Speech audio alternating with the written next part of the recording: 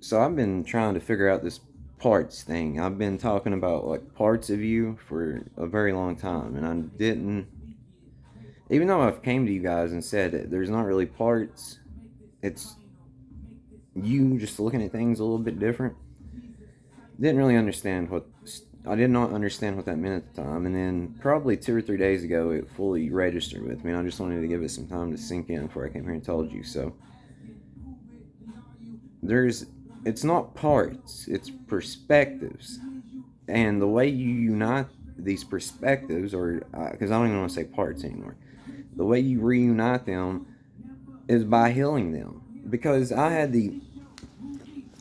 the stance for a very long time that like I thought God screwed me over. I thought my family screwed me over. I thought that I just thought I got dealt a bad hand. I thought that people didn't really love me. I looked at myself all sorts of horrible. That's why when I come here and I tell you guys, like, I've been surrounded by people that are just like beautiful, amazing, funny, charismatic, etc. People told me this my whole life. Well, not my whole life, but people told me this quite frequently, and I just didn't believe them about myself. So this is how I know that other people are doing this, and it's heartbreaking. Like, I'm not going to mention anyone's names on this video, but there's the vast majority of people I've interacted with are that way. Now, there's some that come across as braggadocious and egotistical and self centered and etc. It's a big act. I used to come across that way.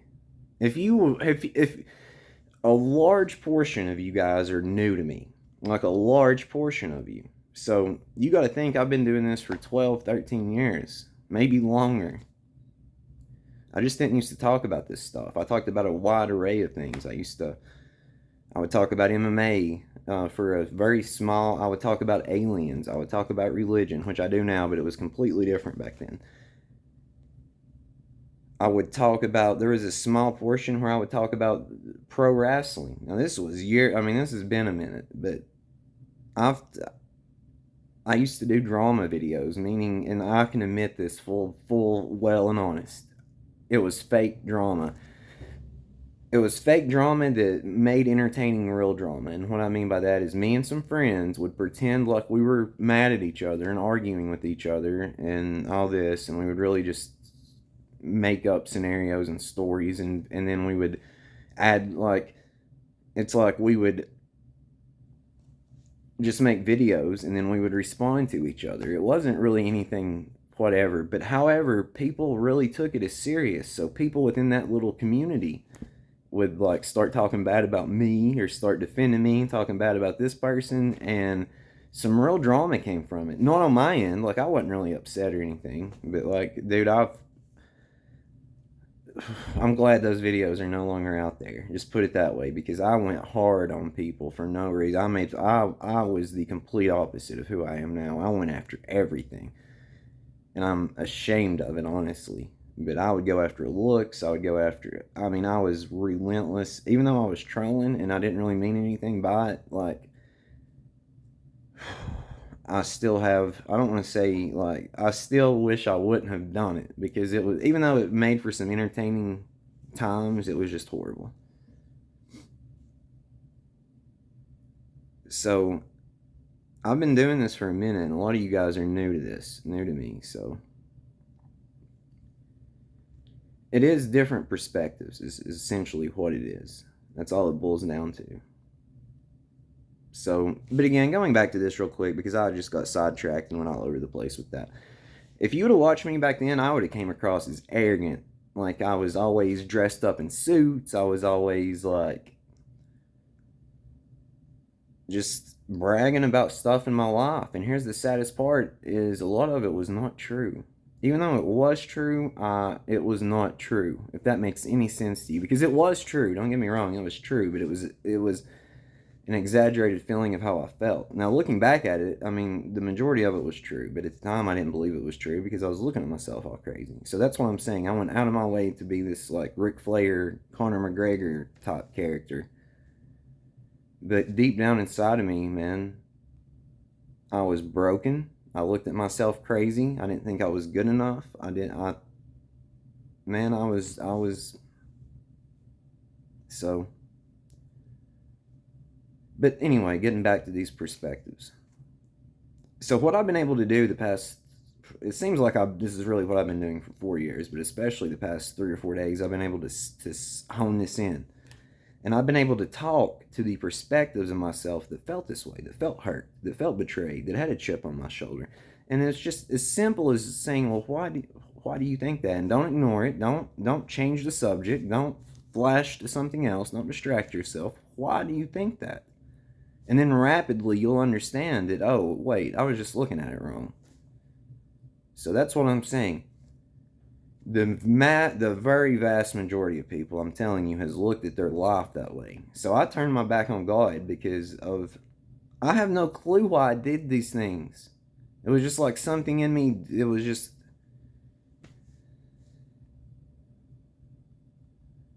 I don't know why I did these things. So I don't know, like, I was carrying around a lot of trauma and hurt and pain and PTSD that I didn't really realize or understand, or I guess want to deal with. But it showed itself in every aspect of my life, every single one of them. Like, when I come on here and say that you're living your whole life pretty much on assumptions and judgments and a programming, I'm not exaggerating this or BSing you. This is the very truth that I came to. And I've always made the claim, if you can understand the human mind, your human mind, you've understood the mind in general. I'm not saying you understand everything about everyone, but you understand this mind and what it's doing. So you have the ability to it's true psychology, brother, sister. It's true psychology. This is true psychology in my humblest of opinions. I'm not saying you can't go to school for 4 to 10 years and become an amazing psychologist. I'm not saying that. But I am telling you this. Any psychologist that I've ever met that was able to actually do any good in the world or understand what they're really talking about has went deep in the depths of their own mind. That's one.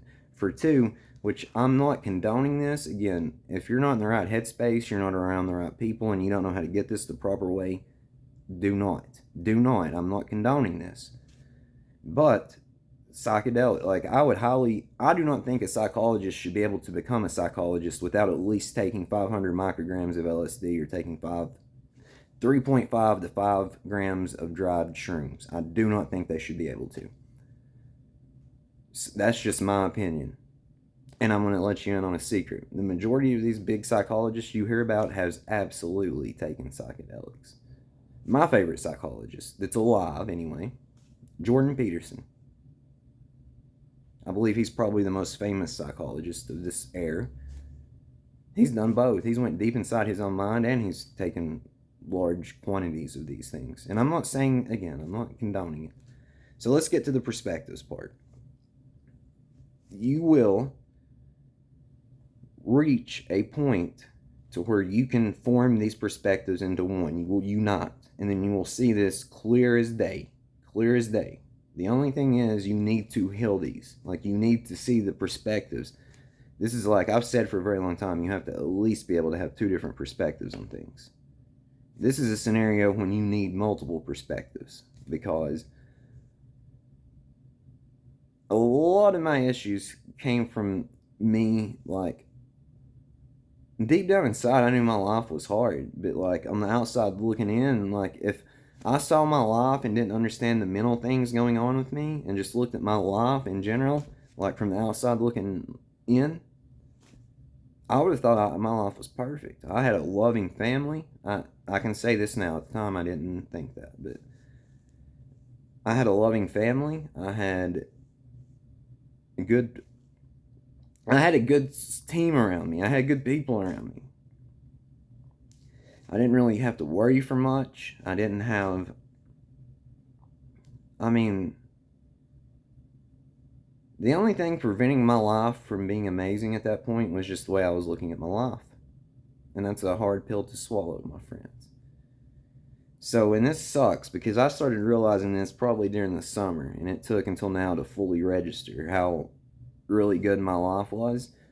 And what made it horrible is what I was telling myself and what I was thinking about myself and what I was believing about myself Then I also wrapped in the fact that the human mind, before it starts becoming aware, focuses on the negative the vast majority of the time. So you'll, again, it could be 8 positives, 2 negatives. You're going to completely throw the 8 positives out and look at the 2 negatives and focus on it. Then you're going to replay it and make it worse than it was. I've done this. I've accepted this. I understand this. And do you know how bad it sucked and how bad it hurt? And realizing that it was not fun. So these are perspectives, not parts.